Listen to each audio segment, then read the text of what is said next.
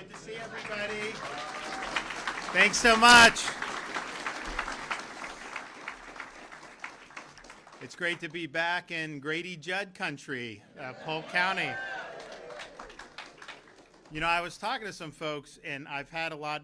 You know, we did the temporary I-4 expansion like 8 months early, and people, it's helping, isn't it? Yeah, I mean, I'm really excited about that. It's I-4, Polk, Osceola, Orlando area. I mean, it can be bad, but when all the stuff's done, I think the everything we've done in I-4 so far that's completed is good. But man, this part is it can be tough when you have to be on those roads. So I'm really glad we're able to do that.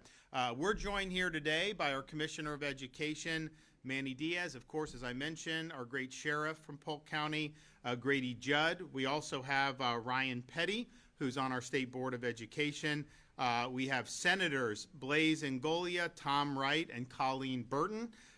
And Florida House Representatives Bill Partington and John Albert. So I want to thank everybody for attending, and we've got some great bills to sign today. One is continuing with our commitment to school safety and student safety, and I think most people remember in 2018 we had the tragedy at Parkland down in Broward County. After that, I wasn't governor yet, but after that, there was a movement to say, okay, you know, what went wrong on school security? There was also things, quite frankly, that went wrong with the law enforcement. That's why I removed the sheriff of Broward when I became governor back in 2019, because there was no accountability for the failure. You got to have accountability. So we did that, but then we really got to work on doing whatever we could at our disposal that would work to increase school security, and I think Florida's done more than any state in the country over these last 6 years. So Ryan tragically lost his daughter in that attack, and other parents from Parkland really got involved in this school security and school safety effort, and it's had a huge positive impact across the state of Florida. We know a lot of the things that have been done. One of the things that I know Grady's been supportive of is the Guardian program. And the Guardian program, you know, people say, oh, well, you shouldn't have teachers be with wearing guns. First of all, the Guardian program is voluntary. No one has to have Guardian. I mean, but if you can. But I'll tell you this, if you're a school that has Guardian, that's going to be a disincentive for someone to want to target your school. They go to where there's soft targets. They go to where they're not going to get resistance. So whether it's having school resource officers, whether it's supporting the Guardian program, these are ways, yeah, obviously if it ever came to something really terrible, you want to have some folks there that are going to fight for the good guys, but I think the biggest thing is it deters it from happening. These guys want to go to gun-free zones where they know that there's not going to be any major resistance. And so I think Guardian is good. I think it increases safety, but I also think it really changes the calculus of some of these guys in terms of what they're doing. So we've worked hard on that. We've also worked hard by creating Fortify Florida, a mobile suspicious activity reporting tool that allows schools to obtain reports about suspicious activity. Unfortunately, we see that from time to time in a variety of contexts. And one of the things that really stuck out for me with Parkland is after Parkland what happened, immediately before any reports on who did it, everyone in that community knew it was this guy. Because that's who they suspected, because he had so many red flags and no one wanted to do anything about it. That's not the way we want to do things here in the state of Florida. And as part of that, to address threats when you see them, Florida has implemented the Florida Harm Prevention Management Model. This is a threat management system that identifies and immediately responds to students who may pose a risk to themselves or to others. And when you look at some of these people that have done horrible things, usually there were warning signs. Usually there were red flags. And if you have an intervention, that could obviate, that could totally prevent something from happening in the future. And so I appreciate people that have done that. There have been more than 30,000 school personnel that have been trained in this innovative system across the entire state of Florida. One of the things that we also have to come to grips with, and I know a lot of people in Florida have been working hard on this, is problems with students who lead to problems and risk to safety, oftentimes there's a mental health component to that. Usually someone's just well-adjusted. They're not all of a sudden going to go up and pose a major risk to their fellow students or to the teachers or the administrators. And so since I've been in office, we've invested $2.5 billion in mental health support for schools. We've also created a new requirement for mental health services and training, including at least 80% of all school personnel complete youth mental health awareness and assistance training. And this includes, in terms of the money, record amounts that we've invested across schools throughout Florida, as well as things like school hardening, which we've done, which has been something that's really important. It goes to making these things uninviting targets. So there's been a whole host of things that we've done through the years. I think the legislature's been very generous in providing support for the school districts in this. And so that kind of brings us here today for this first bill, which is on school safety. This bill expands upon the Guardian program to authorize child care facilities to utilize guardians, just like our public schools and private schools do.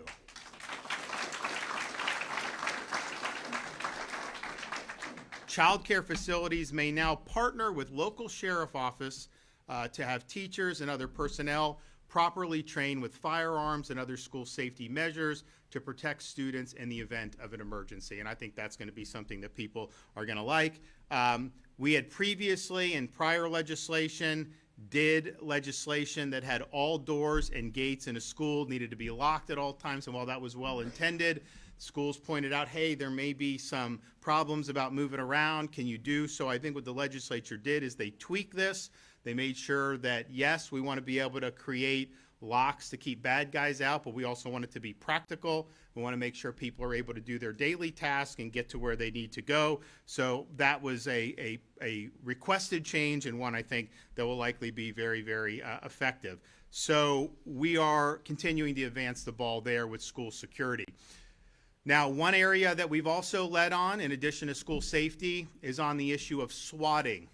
So swatting is when people will call in a bogus 911 call to usually somebody's residence.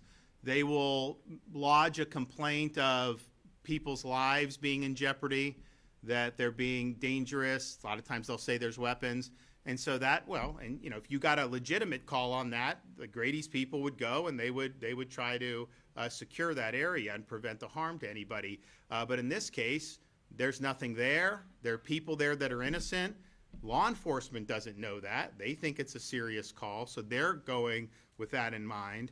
You get woken up or something and react, and someone's breaking into your house for no reason. You know, you don't know that it's police. You could then do something. So it creates a really, really serious risk for public safety. It creates a risk of life and limb. And we have had instances where people have been killed across the country because of these swatting instances. Now, we led the effort in Florida in 2021 to combat swatting. I signed a bill that established felonies for swatting offenses that lead to damage, injury, or death. And we also required restitution to be paid by swatting perpetrators. And while that has been helpful, it has not been fully sufficient. We continue to see these swatting activities happen across the country and even in the state of Florida.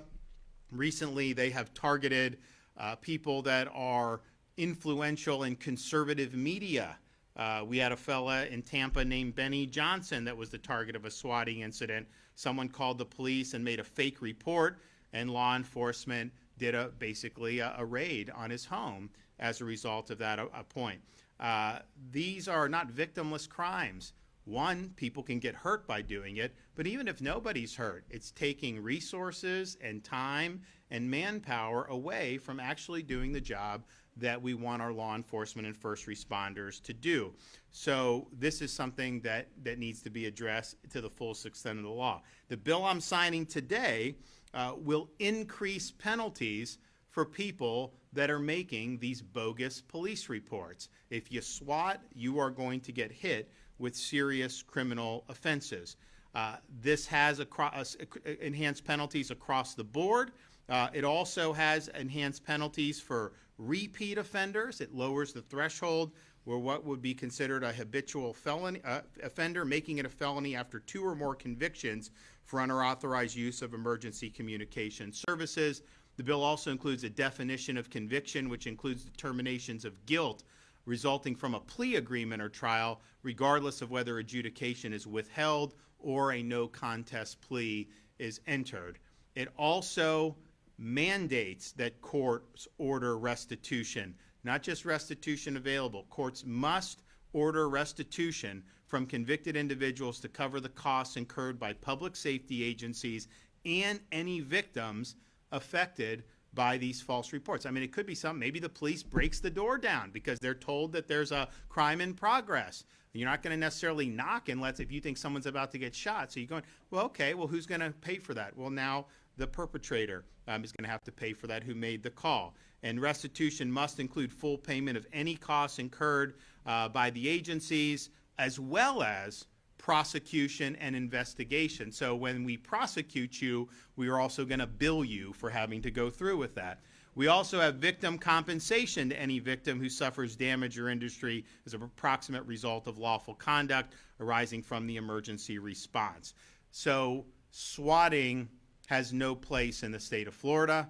And I think when you have swift penalties, strong penalties, and you administer them swiftly, you will deter it from happening in the future. And finally, we have House Bill 1099, which focuses on the arrest and detention of individuals with significant medical conditions, which is an initiative of local law enforcement that passed during this most recent legislative session. This bill supports our law enforcement officers across the state by giving them more discretion when dealing with individuals with significant medical conditions. We're a law and order state. We want to make sure we're protecting the police officers as they're doing jobs in very difficult circumstances. And so I look forward to signing these bills momentarily, but before I do that, I know that we have some great comments coming up from some of our speakers, and we'll start with Manny Diaz, our Commissioner of Education.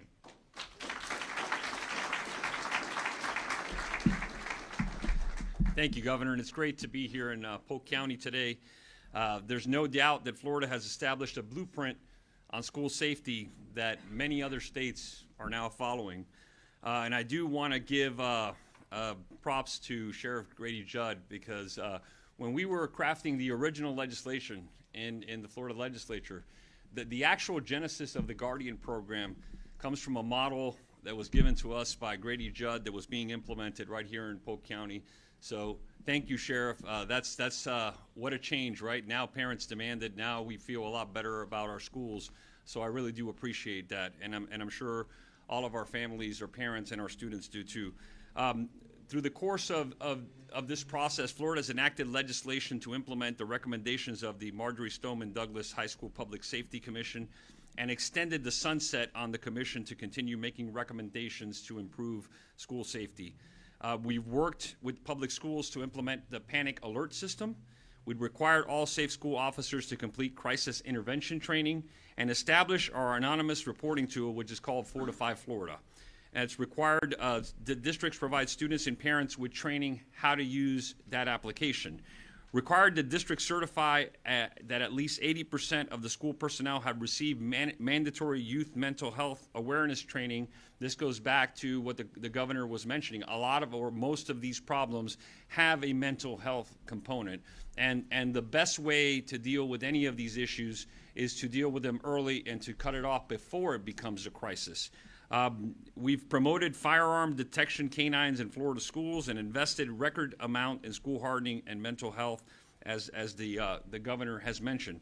My team and I have met with people from across the country to show how Florida has addressed school safety. And I always caution, I always say, no matter how good we feel about what we're doing here in Florida, this work is never done, because you're never at 100% and it keeps evolving. And that's why I'm thankful for the legislature passing this bill and for the governor signing it here today, because we continue to evolve and learn and get feedback from the practitioners in the field. And unfortunately, we learn from other incidents that occur across the country. I'm proud that this year we hosted our first national summit on school safety, in which we had 20 states from across the United States come to Florida, in Orlando, Florida, learn about the Florida blueprint and the things that we have done here in Florida. I also I want to thank Ryan Petty, who's also a member of our state board, for helping us with that. He's really dug into school safety, and he's well respected across the country in this field. Utah is one of the examples of these states. I actually had the opportunity last year to travel to Utah and work with their legislature and their officials in passing legislation that mimics ours. And so now they're implementing a lot of the things that you're seeing here in Florida, and other states are constantly calling and coming over. And again, we're proud that that national summit will happen again next spring, and we're looking forward to having more of those states here. Unfortunately, there's always new threats to our safety in our schools, and we're lucky that we have a governor who clearly doesn't rest on his laurels, and that's why we're here today. He talked about Senate Bill 1470, which builds upon that success, updating components of the Guardian program to include child care facilities, establishing a centralized system for panic alarms. We have to have panic alarms that work, right? And so when we see problems in the system, it's not about having pride or ego. It's about saying, what can we do better and make sure that these things work? We don't want to have parents and families having a false sense of security. It's clearly defining the requirements for safety measures within different areas of the school and school safety training for substitute teachers. The governor mentioned that again. When the bill was passed last year, sometimes in the legislative process, there are details that just you don't get to because you don't have the full scope.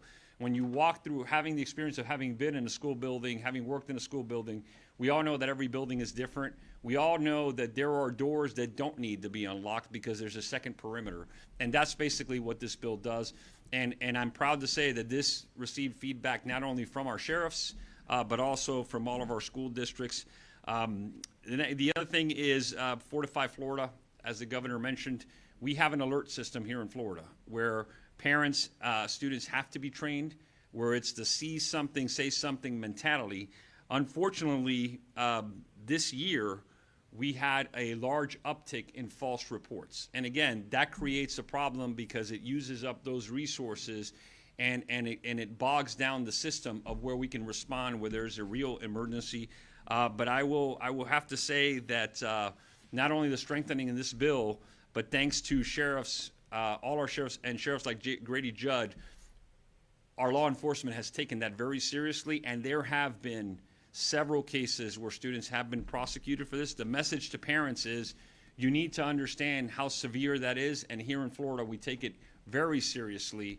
And again, this bill goes to further extend that. So I want to thank the governor for his steadfast commitment. I want to thank our partners that are here from the Senate. Commitment to school safety never ends. Thank you, Governor. It's a pleasure. Okay, Grady.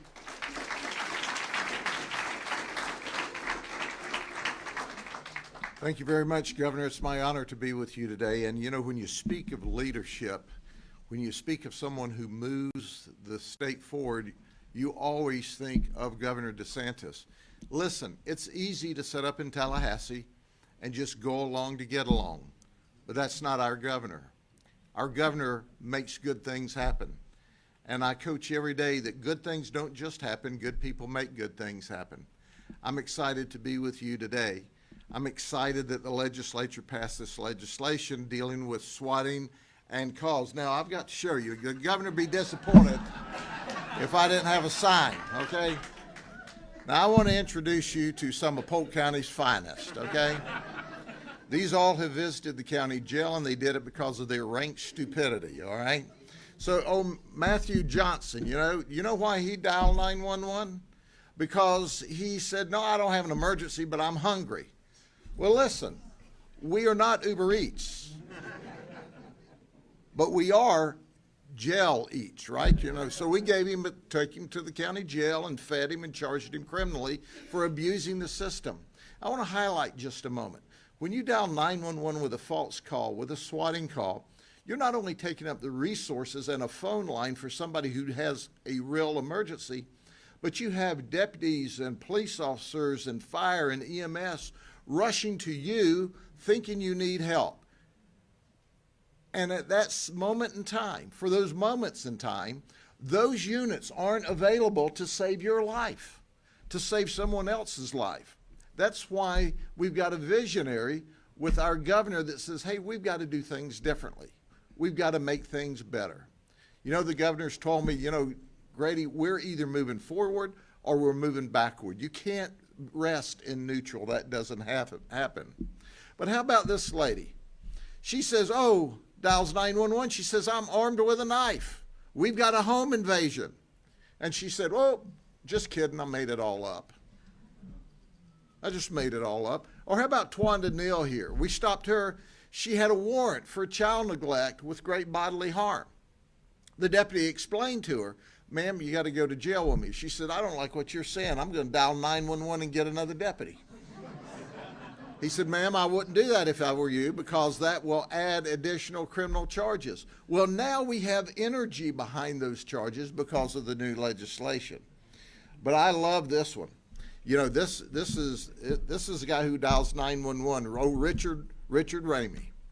He dialed 911. He said, I'm high on meth. Dispatcher said, yes. And he said, I shot him. We responded thinking we were going to a life-saving event to arrest a person armed that had just shot someone. Turns out he was telling us the truth. Oh, he was high on meth, but he shot up his own house 29 times. Now, if you're in the roofing business, you probably like that. But the rest of us didn't. So at the end of the day, we appreciate the legislature passing the legislation, but we couldn't have done it without our governor. So, Governor, thank you for providing leadership every day. And as I close, Ryan Petty's a dear friend of mine. I'm on the Marjorie Stoneman Douglas Commission with him. And we have seen this commission do wonderful things. It was an honor that they used our Sentinel program and transpose that into the Guardian program across the state of Florida. And Governor, thank you for giving me that credit for that. But some of my SWAT team and my folks out here were the ones that crafted that plan for us. You see, our goal every day is to keep you safe, to make Florida the best state in the union to live in, where you can thrive and prosper, where your children can play outside. That's why our crime's at a 53-year low. But it's at a 53-year low because of Governor Ron DeSantis and his proactive measures to keep every Floridian and every visitor safe in the state of Florida. God bless you. Thank you.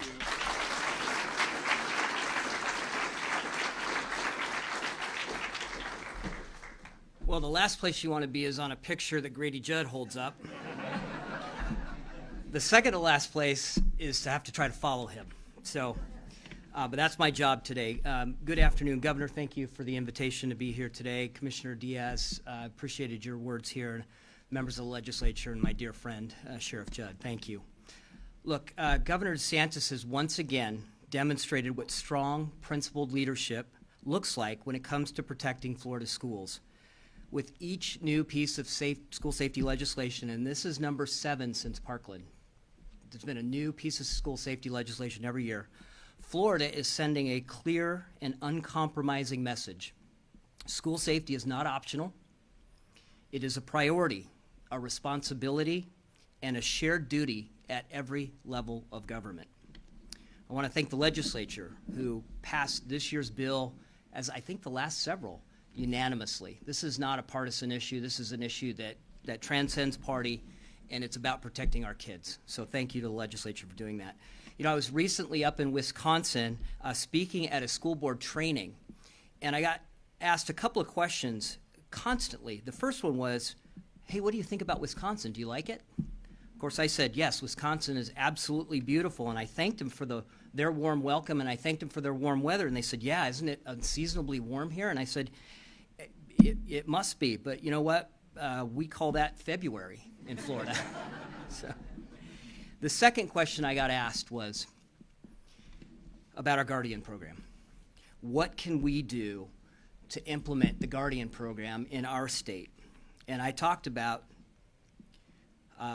it takes leadership. It takes leadership from the legislature takes leadership like with our governor. So you've got to start there. And I'm grateful that this legislation strengthens that Guardian program and enhances the campus security measures that are already in place. And it's because of the governor's unwavering commitment to action over rhetoric. We could talk about school safety, or we could do something about it. Under his leadership, sheriffs, school boards, and principals across the state understand that safety is not a political issue, it's a moral imperative, and they've all found a way to work together.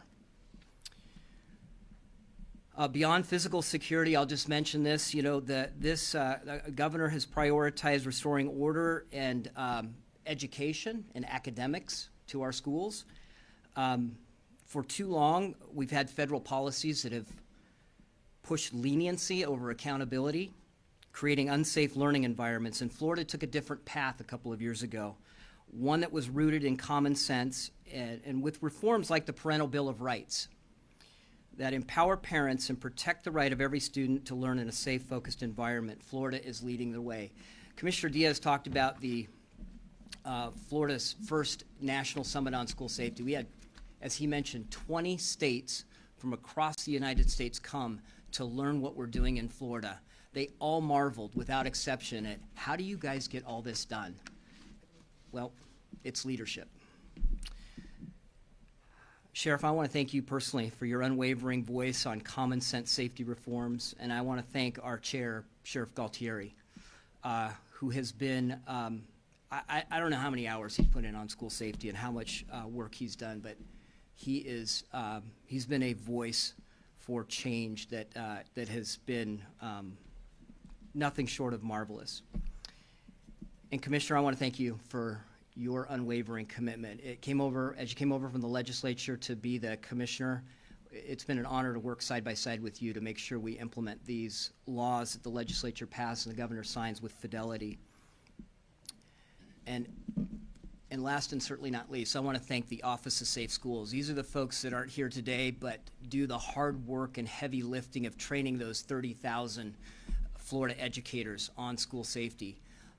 They're the ones that are checking in to make sure our schools have everything they need to be safe, and our school administrators know what needs to be done. Without their work, I don't know where we would be, and I want to thank that office from the bottom of my heart.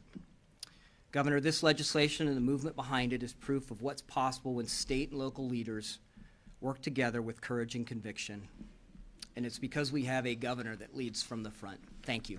Thank you.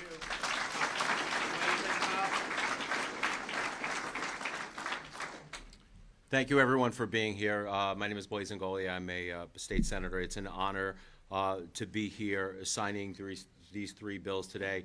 I want to thank Commissioner Diaz, Ryan Petty, Sheriff, for all your leadership in making sure that we're keeping our schools and our community safe. And Governor, I want to thank you for your continued leadership in what you're doing. I will tell you that the legislature, this governor, never rests. Every legislative session, every year that passes, we are constantly asking ourselves, what can we do better? And let's not ask ourselves that question. Let's identify it and let's put it in paper and pass it into law. And 7 years now, 7 straight years, another iteration of a bill to keep our kids safe in school was just passed. And I will tell you, the commitment from all of us is to make sure that we keep on identifying things that we can do better and keep on pushing the envelope, because the status quo will not cut it anymore. We have to stay ahead of the bad guys in order to keep our family, our kids, and our community safe. With that, I am one of the authors of the bill on swatting, and we didn't want to rest on our laurels with this also. And I want to thank people who have had input on this bill, Senator Wright, Senator Partington, making sure that we got this right. Look, it is obvious that we do not have enough deterrence in law to stop people from swatting, because these people continue to call 911, abuse the system, use precious resources from law enforcement, take away from the good work that our police and our sheriff's deputies are doing on the ground, and we're putting it someplace else. The deterrent in this, I believe, is to make sure that we have the enhanced penalties and to make sure that the people who are actually calling are actually paying, not only time before a judge, but actually paying to put the communities back, because it is not fair. If you have somebody who is sitting there and all of a sudden, let's say that their house winds up getting shot up or their door, their windows getting busted in, and then, you know, the person winds up with a misdemeanor and then somebody's lived there literally have to pay for the freight of the damage that has been done to their house. This bill allows restitution, mandatory restitution, that the perpetrator pay to make sure that they put everything back together. So with that, I want to thank you for your leadership. I want to thank you for the legislators who helped get this passed. Thank you for everything that you do, Sheriff. Thank you.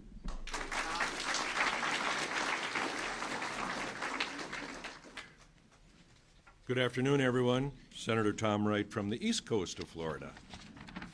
And I want to thank you, Governor DeSantis, for supporting this and share my concerns with all of you folks today on responding to a false emergency. As a much younger man, I was a paramedic and drove ambulances with lights and sirens on in heavy traffic.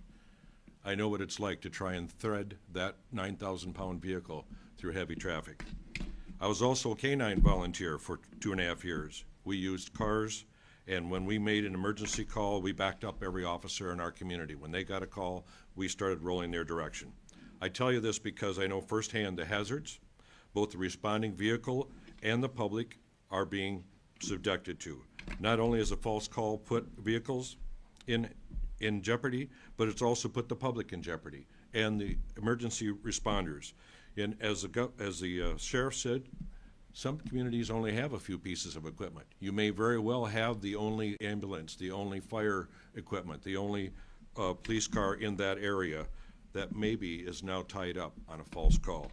So basically, I just want to share with you, I have no time for anyone who thinks it's funny. It's the right thing. It's not the right thing to do. You're putting the public in risk. You're putting our our sheriffs, our first responders at risk, and we can do better than this. So anybody that's watching this and thinks it's funny to do it, no. The governor has allowed us to put this bill together. I was a co-sponsor with Blaise and Golia, and I was very proud to do that because we need to do better and we need to live safely in this community. So thank you very much. Thank you. All right, let's make it happen.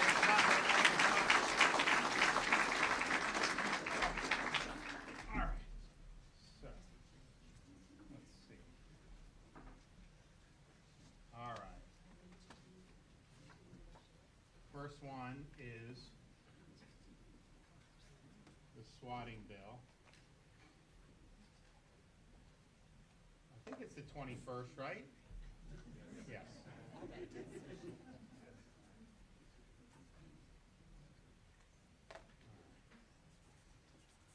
right, who wants a swatting pen? Anybody? Okay, there you go. All right, so there's the swatting. Now we've got our, this is what with the medical conditions and the law enforcement tweaking that was requested. Do we have any youth here? Any kids? Like young kids who we can't trust with permanent markers because I have on there. We got what? All right. Oh, you guys. Here.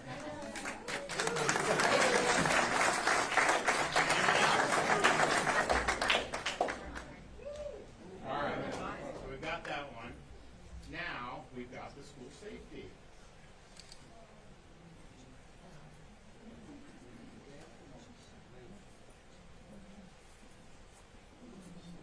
21st May, I mean, you'd think it was middle of August, how hot it is right now.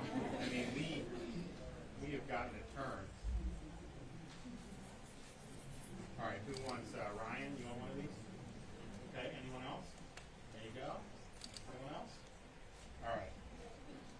So can I have you help for a sec? Here, hold that up. And actually, you hold this one up. All right. Here's the false recording. All right, here we go, guys. In the books.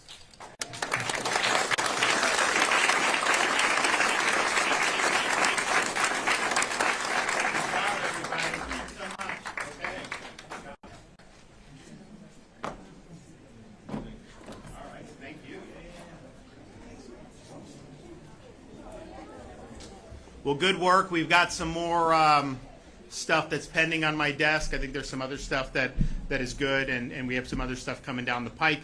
And maybe even one day the legislature will produce a budget. We'll see. Hope springs eternal. Okay, any questions back there? Governor, now that there's an investigation into Hope, Florida, I'm just wondering whether your office is going to be providing Just understand just understand what's going on here, because I think you guys kind of twist and try to create narratives. You had one state representative with a political agenda, and he has a political agenda to try to smear Hope, Florida, to try to smear people associated with the administration. Even my wife, who's done a great job for this state, by the way, not just on Hope, Florida. Not just on Hope, Florida, saving taxpayers $100 million, getting 30,000 people off means-tested welfare. Show me someone else in this country that has been able to do that. Not just that, the Cancer Initiative and the Collaborative and the Innovation Fund. She obviously has experience with that. Also, she led the effort on school mental health. She worked with people like Ryan Petty on all this. You know how much she's ever gotten from anything she's ever done? Not one red cent. Not one. She has led an initiative to help people, and you have one jackass in the legislature, I'm sorry, it's true, who's trying to smear her, smear good people. And just understand what happened. He took documents and he dropped them in a prosecutor's office. That is not an organic investigation. That's a manufactured political operation. That's all this is. Somebody with an agenda dropped off documents, and that's all that custodian of records said. There is no basis to do an investigation on these facts. Everybody knows it. Everybody knows that this is political. And I can tell you, she is more determined than ever to make a difference in the lives with Hope, Florida. I'm more committed to Hope, Florida than I've ever been. And I think that I'm used to the left and the media, shooting and lying and doing all that. How pathetic is it that we have a Republican representative who's engaging in lawfare to try to advance a political agenda? It stinks, and everybody knows it.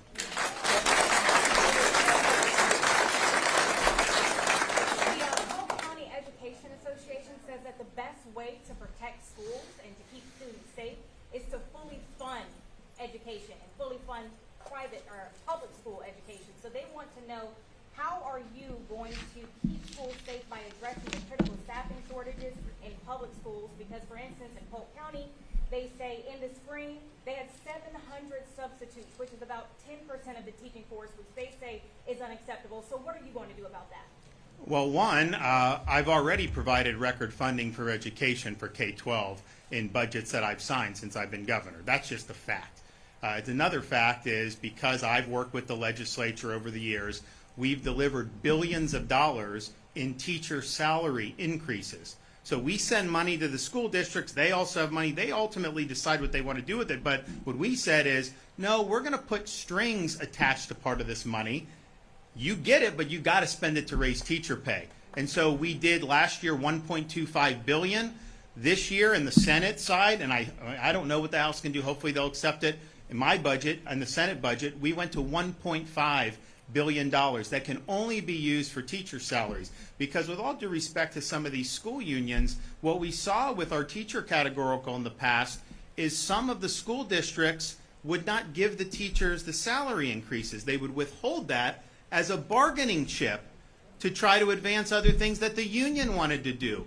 Isn't your job to get your members more pay? Although since we did paycheck protection, a lot of teachers aren't joining these unions because they understand too many of them have gone partisan left, and that's wrong. So, but on the teacher shortages, that's a nationwide issue. A couple years ago, it's like people always wanted to go out to Florida, so that Florida has this many, and we looked and we're like, okay, well that was below the national average, but we've done things to advance the ball even more. For example, we have different pathways for certification for veterans, which I think is really important. And we had somebody that said in one of the school unions, oh, someone serves in Afghanistan, what does that have to do with the classroom? I actually think it could do a lot in the classroom. I actually think that life experience can be invaluable. I think veterans can be role models for young kids. And so we've worked very hard on that. And we've done other things to create teaching assistants but raising the average minimum salary, when I became governor, it was just under $40,000. Now we got it up to close to 50,000, and that varies by district, but that's been something that we've been wanting to do. So you can look at the budget we did. We've been very supportive of K-12. I think it's important. I think that we'll be able to hopefully get that across the finish line because, no one's done more for school choice as governor than I have, and I'm proud of that. And I think parents, regardless of income, should be able to pick the best school. And that may be their local public school. Like I grew up in Dunedin, Florida. I went to Dunedin High School. Like, fine. It was good. I had no problem. But other people may not want to do that. Maybe they go to a different school in the school district. Maybe they go to charter school. Maybe they go to private school. All of that, I think, is great, and the money should follow the student. I believe in that. But I also would tell people who believed in school choice, and I understand why they would feel this way, because school choice really started, you see like these schools in Chicago that are just like terrible schools, and like they wanted to just shut those down and send all the kids to private, which in that sense maybe that would have been better. But what I try to remind people is most people in Florida, most will send their kids to a public school by choice, even if you give scholarship. And that's true now. We have more kids on scholarship, 500,000 plus, than any state. I think than all states combined, we have more school choice probably, right? Which is great, and I'm proud of that. But we have how many students? A million plus, 2 million students? We're at to 3 million students. Oh, man, I'm pretty good with the numbers, but some of these, you still have the vast majority, and we have 400,000 in charter schools, but you still have the vast majority are in their school districts. So I said, you know what? I'm going to support school choice, but I'm also going to support the school districts. I want to have good teachers in the school districts. I want to have good programs there. And that's exactly what we've done. So I'm working on it. I know we got a lot of support in the Senate initially on their budget requests, and I think we're going to be able to get it done. But what I'd also say is this. Part of the reason Florida, so we were, I think, number 2 in 4th grade reading and top 10 in 4th grade math. We've done a lot on early learning, which I think is important. But it's not just money. It's the approach that you're taking. It's making sure you're respecting parents' rights, making sure you have solid curriculum. All those things really go into it. I think one of the reasons why some states that used to have top education and now are close to the bottom, I think it's because they've taken their eye off the ball. They're pursuing political agendas in the classroom. They're having these school unions promote partisan agendas, and it's wrong. And that's not the way kids are going to learn more. So we have the right approach, and I'm happy to fund it. But I also want to be clear to people, some of the most lavishly funded schools in this country are some of the worst performing schools in this country. So it isn't just a matter about throwing money. Yeah, I want to fund, I want to increase salaries for teachers, I want to recruit good people to be in the classroom, but I also know you got to have the good policy too. Governor, yes, sir. Back to the Hope Florida issue. Is there a party that welcomes kind of a look into things, because obviously a result of an investigation could be finding nothing improper was done and then it kind of goes away? Well, here's what they're doing, what this representative is doing, is he's just trying to create static, right? Nobody was biting on what he was doing. He's literally going around begging people to take these documents. Now, that's odd. That's typically not how anything would work. So the whole thing's a political construct. I think people saw that. They made all these representations, and then when people saw the underlying documents, they said, wait a minute, you're not being honest with it. So utilizing the legislative committees for lawfare and political activism is wrong, but it's certainly wrong for a state representative to try to enlist a local attorney's office into trying to advance this representative's political agenda. And it is a political agenda designed to smear Hope Florida. This representative has cast aspersions at the Attorney General of the state of Florida. He threatened some of the witnesses for some of these nonprofits that he asked to come before the committee. This is what we would call in military speak a Charlie Foxtrot. All right, thanks everybody.